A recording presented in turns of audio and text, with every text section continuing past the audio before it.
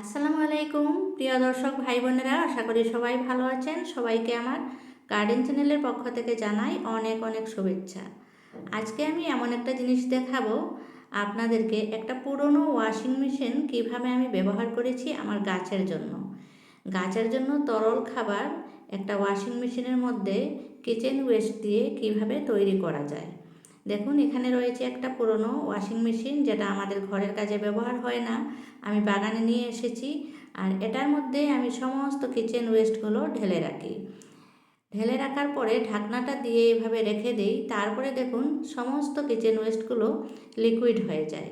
এখানে কিন্তু এক্সট্রা জল দেয়া হয়নি। দেখুন যে জলটা, এটা আমার এই সবজির খোসা, কলার খোসা এগুলো পচে গিয়ে হয়েছে। কালো কুচকুচে এই জলের মধ্যে কিন্তু কোনো দুর্গন্ধ নেই। আপনারা হয়তো ভাবছেন এই জলের মধ্যে কত দুর্গন্ধ হয়েছে, কিন্তু কোনো দুর্গন্ধ আমার কাছে লাগে না। কারণ আমি গাছ ভালোবাসি, আর গাছের খাবার আমার জন্য নিজের মতন। আমি গাছকে এই খাবার দিয়ে থাকি প্রত্যেক সপ্তাহে অন্তর অন্তর, 15 দিন অন্তরও দেই, সপ্তাহেও দেই। গাছের ক্ষেত্রে সেটা ব্যবহার করা হয় কোন গাছে কেমনভাবে দিতে হবে।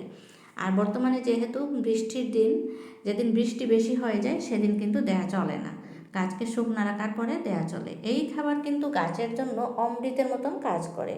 আপনারাও যদি বাগান করে ভালোবাসেন, তাহলে ঠিক এইভাবে করে আপনারাও খাবার তৈরি করতে পারেন গাছের জন্য। গাছের অনেক ভালো গ্রোথ হয়। আমি আমার গাছগুলো একটু দেখিয়ে দিয়েছি আপনাদেরকে, নিশ্চয় বুঝতে পারছেন।